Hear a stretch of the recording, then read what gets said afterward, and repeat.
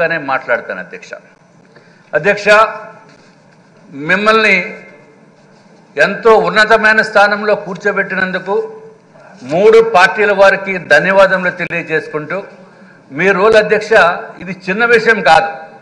మీరు ఎంతో ఉగ్ర రూపంతో కోపం వస్తే ఉండవలసిన స్థానంలో ఇప్పుడు మీరు గౌతమ్ బుద్ధుడిలా కూర్చోవలసిన పరిస్థితి చూస్తే నాకు కొంచెం ఏదో అదోలా ఉంది అధ్యక్ష. ఎంత అటెన్షన్ తోటి ఉండాలంటే స్పీకర్ పదవి అంటే చిన్న విషయం కాదు. ఇక్కడ మేమైతే అధ్యక్ష పక్క వారితోటో లేకపోతే కొంచెం రిలాక్స్డ్గానో ముఖ్యమంత్రి గారు పక్కకి వెళ్ళి అప్పుడప్పుడు కూర్చుని మాట్లాడటానికో అవకాశం ఉంటుంది. కానీ మీ పక్కన ఎవరు ఉండరు అధ్యక్ష.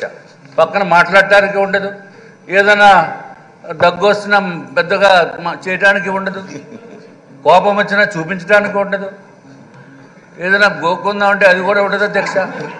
ఎందుకంటే ఇది చిన్న విషయం కాదు అధ్యక్ష. చూడటానికి బాగానే ఉంటుంది, పోస్టు అధికారము అన్నీ ఉంటాయి అధ్యక్ష. ఇంకొక విషయం మీకు చెప్పాలి. 7 సార్లు ఎమ్మెల్యేగా నెగ్గి ఒకసారి ఎంపీగా నెగ్గడం అంటే చాలా చాలా కష్టం అధ్యక్ష. ఇది అందరికీ తెలియాలి. మొట్టమొదటిసారిగా వచ్చిన ఎమ్మెల్యేస్కి అందరికీ తెలియాలి అధ్యక్ష. నేను రెండోసారి ఎమ్మెల్యేగా అయ్యేటప్పటికే నాకు సగం గరిపింది అధ్యక్ష. చాలా కష్టం అధ్యక్ష.